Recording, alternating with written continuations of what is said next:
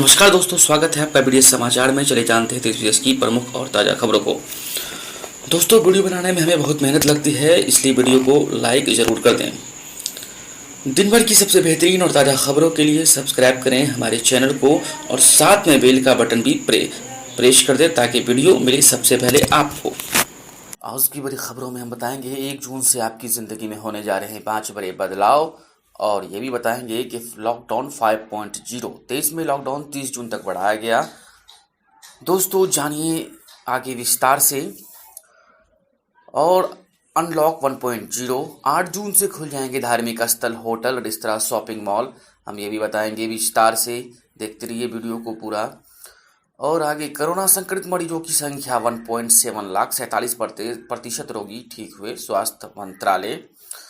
और आगे दोस्तों, देश में 3 चरणों में खत्म होगा लॉकडाउन, 8 जून से खुलने लगेंगे होटल, रेस्तरां, मॉल।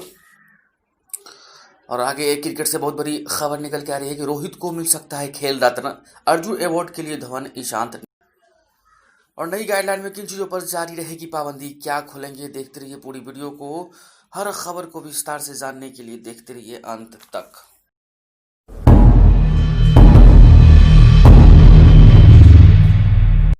तो बढ़ते हैं पहली बड़ी खबर की तरफ। पहली बड़ी खबर निकल के आ रही है कि 1 जून से आपकी जिंदगी में होने जा रहे 5 बड़े बदलाव, कोरोना काल में ऐसा पड़ेगा असर।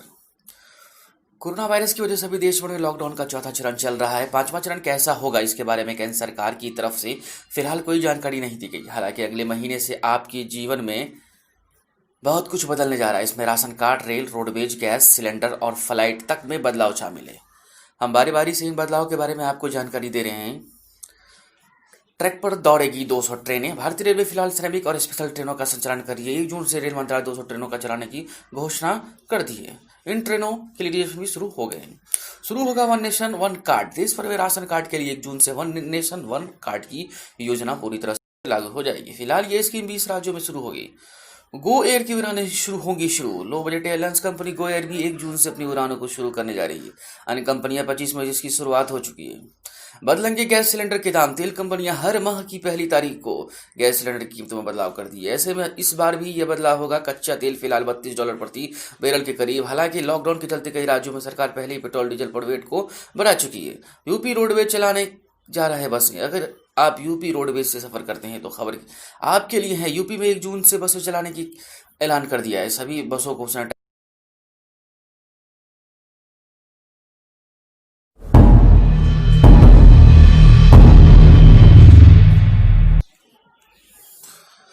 और अगली बड़ी खबर निकल के आ रही है कि लॉकडाउन 5.0 देश में लॉकडाउन 30 जून तक बढ़ाया गया। गृह मंत्रालय ने जारी की गाइडलाइन। केंद्र सरकार की ओर से देश में लॉकडाउन 5.0 को लागू कर दिया गया है। अब ये 1 जून से 30 जून तक लागू रहेगी। शर्तों के साथ धार्मिक स्थल खुलेंगे। सुबह 9 बजे से शाम 5 बजे तक कर्फ्यू जारी रहेगा। बता दें, कोरोना वायरस के संक्रमण को रोकने के लिए देश में लागू लॉकडाउन का चौथा चरण का रविवार यानी 31 मई को आखिरी दिन है। चौथा लॉकडाउन 18 मई से 31 मई तक के लिए लगाया गया था। इससे पहले 25 मार्च से 14 अप्रैल, 15 अप्रैल से 3 मई और 4 मई से 17 मई तक के लिए लॉकडाउन का ऐलान किया गया। लॉकडाउन 5.0 पर गृह मंत्रालय ने जारी की गाइडलाइन। देश भर में 1 से 30 जून तक अनलॉक 1 का ऐलान। कंटेनमेंट जोन के बाहर चरणबद्ध तरीके से छूट। कंटेनमेंट जोन 30 जून तक रहेंगे बंद। 1 जून से 30 जून तक जारी रहेगी गाइडलाइन। कंटेनमेंट जोन के बाहर आर्थिक गतिविधियों में छूट होगी। रात 9 बजे से सुबह 5 बजे तक कर्फ्यू जारी रहेगा। 8 जून से धार्मिक स्थलों को शर्तों के साथ खोलने की मंजूरी। स्कूल कॉलेज खोलने पर राज्य सरकार लेगी फैसला। होटल, रेस्टोरेंट, मॉल 8 जून से खोले जाएंगे।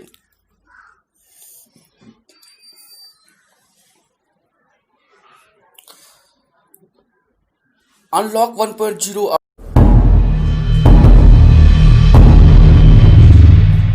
1 जून से बाजार, 8 जून से खुलेंगे धार्मिक स्थल, होटल, रेस्टोरेंट और मॉल।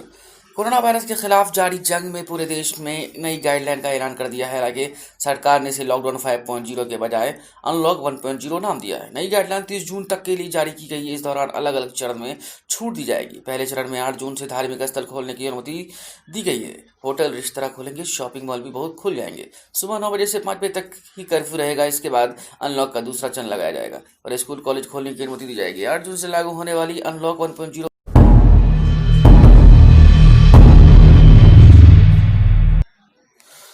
और अगली खबर निकल के आ रही है। कोरोना संक्रमित मरीजों की संख्या 1.7 लाख, 47% रोगी ठीक हुए, स्वास्थ्य मंत्रालय।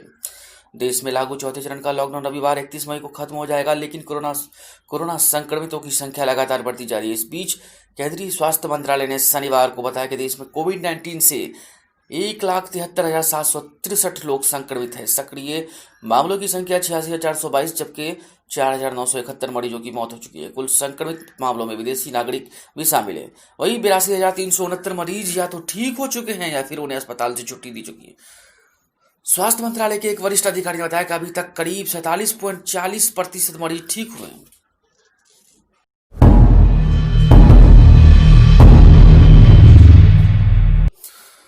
और अब बड़ी खबर निकल के आ रही है क्रिकेट से संबंधित। रोहित को मिल सकता है खेल रत्न, अर्जुन अवार्ड की रेस में ये खिलाड़ी।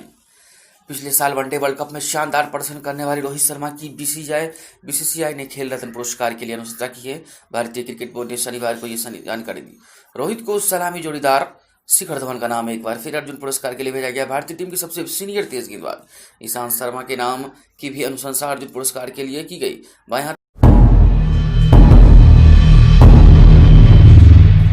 चरणों में खत्म होगा लॉकडाउन। 8 जून से खुलने लगी hotel, restaurant, mall. Corona virus से निपटने के लिए देश में एक बार फिर से लॉकडाउन को बढ़ाया गया। लॉकडाउन 5.0 को केंद्र सरकार ने अनलॉक 1 का नाम दिया। अनलॉक 1 के लिए गृह मंत्रालय द्वारा नई गाइडलाइन जारी कर दी गई। नई गाइडलाइन के मुताबिक कंटेनमेंट जोन में अब भी पूरी तरह से पाबंदी रहेगी, लेकिन बाकी जगहों पर धीरे धीरे छूट दी जाएगी। ये गाइडलाइन 1 जून से 30 जून तक के लिए जारी रहेंगी। अनलॉक 1 में मिलेगी ये छूट। गृह मंत्रालय की ओर से जारी की गई नई गाइडलाइन अनुसार अनलॉक में एक से दूसरे राज्य में आवाजाही के लिए किसी भी तरह के पास की जरूरत नहीं होगी। मंदिर, मस्जिद, गुरुद्वारा, चर्च खोल दी जाएगी। अनलॉक 1 में 8 जून से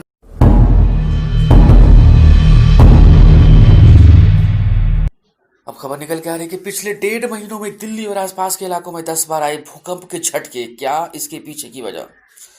पिछले 1.5 महीनों में दिल्ली और आसपास का इलाका 10 बार भूकंप से कांप चुका है। इसमें ज्यादातर भूकंप काफी कम तीव्रता वाले थे और इसलिए इनका झटका ज्यादा महसूस नहीं किया गया। हालांकि शुक्रवार यानी 29 मई को दिल्ली और आसपास इलाकों में झटका जोर का था, जिसने लोगों को डरा दिया। इसका केंद्र हरियाणा में रोहतक था और रिक्टर स्केल पर इसकी तीव्रता 4.5 थी। आइए जानते हैं पिछले 1.5 महीनों में दिल्ली एनसीआर में कब और कितनी तीव्रता के भूकंप रिकॉर्ड किए। 12 अप्रैल 3.5 दिल्ली, 13 अप्रैल 2.7 दिल्ली, 16 अप्रैल 2.0 दिल्ली, 3 मई 3.0 दिल्ली, 6 मई 2.3 फरीदाबाद, 10 मई 3.4 दिल्ली, 15 मई 2.2 दिल्ली, 28 मई 2.5 फरीदाबाद, 29 मई 4.5 रोहतक, 29 मई 2.9 रोहतक।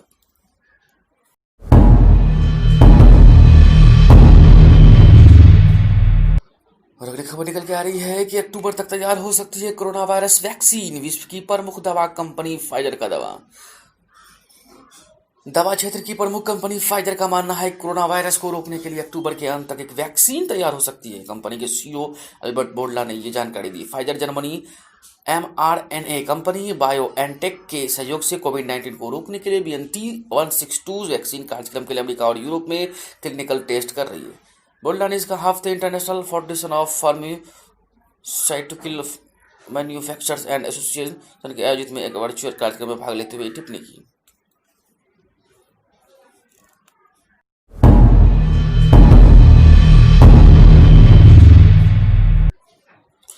भारत और चीन सीमा पर तेज हलचल। भारत बढ़ा रहा सैन्य ताकत, सैटेलाइट तस्वीरों में खुलासा। भारत चीन के बीच सीमा विवाद एक बार फिर से गरमाया है। चीन अपनी सीमा पर सेना की सक्रियता को लगातार बढ़ रहा है। ताजा सैटेलाइट तस्वीरों से पता चल रहा है कि गोगरा इलाके में चीन ने अपनी सेना बढ़ा दी। अब ये ऊपर की ओर भी बढ़ने लगी है। लद्दाख में भारत निर्माण कार्यों से बौखलाए चीन को जवाब देने के लिए भारतीय सेना के जवान भी तैनात। Open source intelligence analyst Detresfa ने ताजा सैटेलाइट तस्वीर जारी की है। इसके मुताबिक चीन की सेना पीपल्स लिबरेशन पार्टी ने पोंगोंग सो और गोगरा इलाके के ठीक सामने नई पोजीशन ले रखी है। चीन की इस हरकत के बाद भारत ने भी वहां ज्यादा सुरक्षा बल बढ़ा दी है। वही पोंगोंग सो में बेस एरिया से चीनी यूनिट